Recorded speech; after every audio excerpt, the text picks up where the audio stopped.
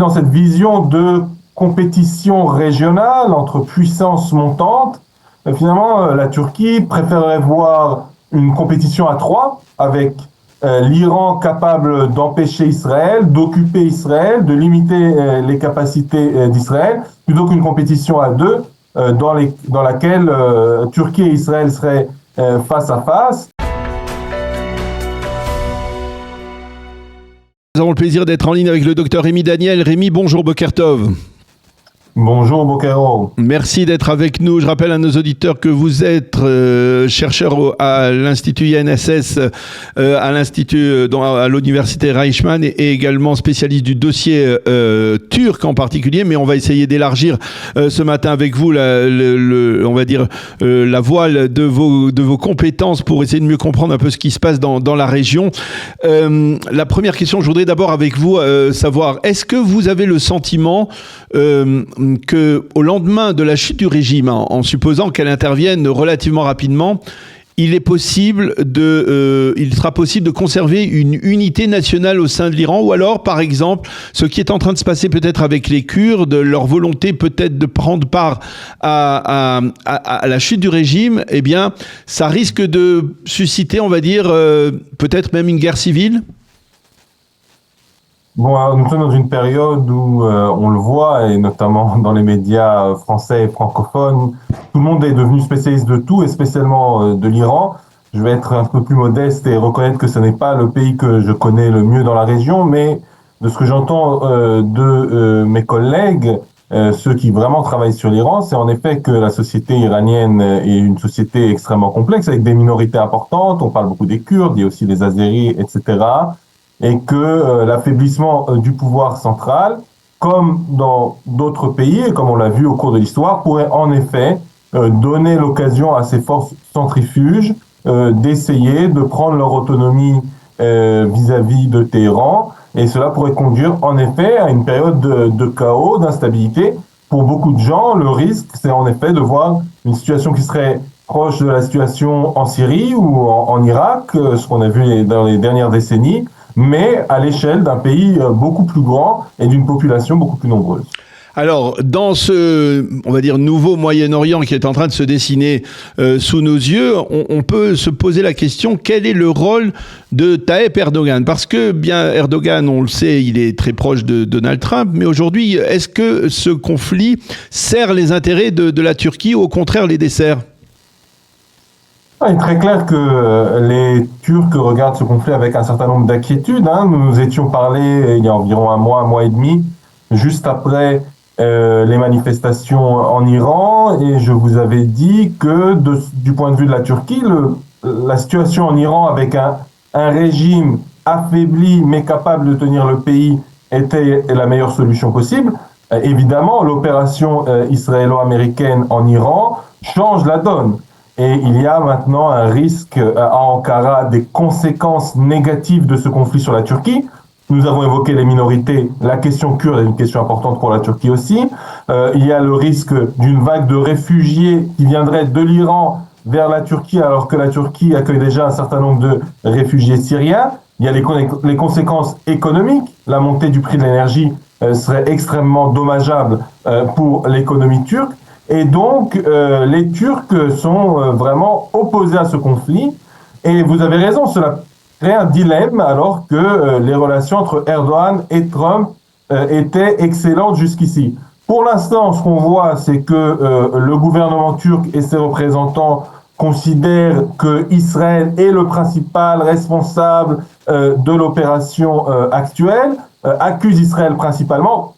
Ce n'est pas un énorme changement par rapport à ce qu'on a vu dans le discours turc des dernières années, mais ça permet aussi d'épargner les Américains et de maintenir peut-être la porte ouverte à de bonnes relations avec Trump.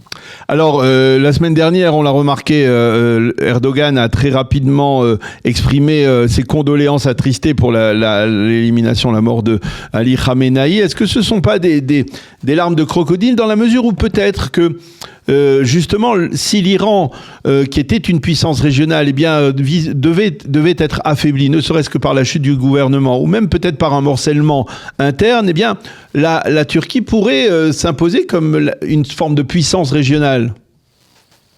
Alors, vous avez raison de souligner qu'il y avait une espèce de concurrence régionale entre l'Iran et la Turquie, une concurrence qu'on voyait en Syrie, qu'on voyait en Irak, qu'on voyait dans le Caucase. Et très clairement, la Turquie a toujours dit qu'elle ne voulait pas que l'Iran reçoive l'arme nucléaire.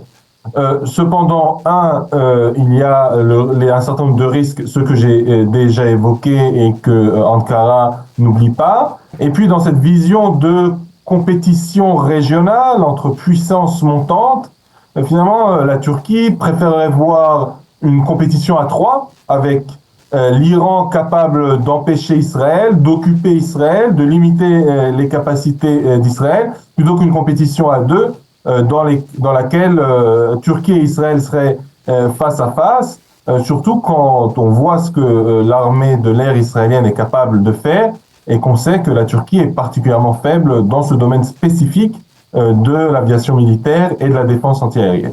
Dans cette redéfinition du Moyen-Orient, vous pouvez envisager que les Kurdes puissent avoir une certaine autonomie, c'est-à-dire que ce soit les Kurdes en Syrie, les Kurdes en Irak, les Kurdes en Iran.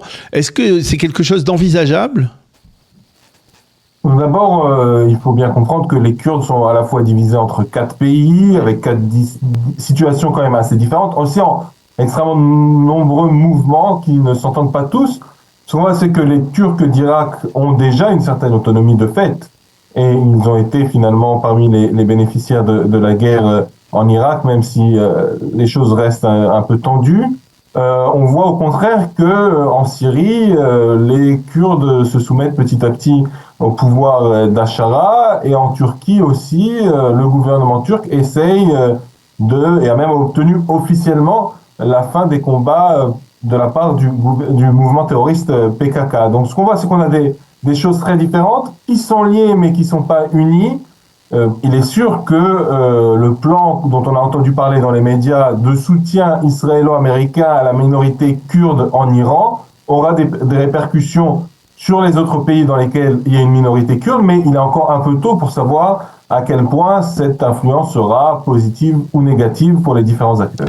Alors, on a un souvenir d'une déclaration de Donald Trump disant à Benjamin Netanyahou, je me fais garant de pouvoir réconcilier, je n'utilise pas les mots exacts, mais en tout cas c'est le sens des propos du président américain, réconcilier Benjamin Netanyahou et Tayyip Erdogan. Est-ce qu'à partir du moment où l'État d'Israël s'impose comme une puissance militaire régionale, que l'Iran disparaît comme une puissance semblable, finalement, il peut y avoir une redéfinition des rapports de force et peut-être même un rapprochement entre la Turquie et Israël, ou c'est utopique ?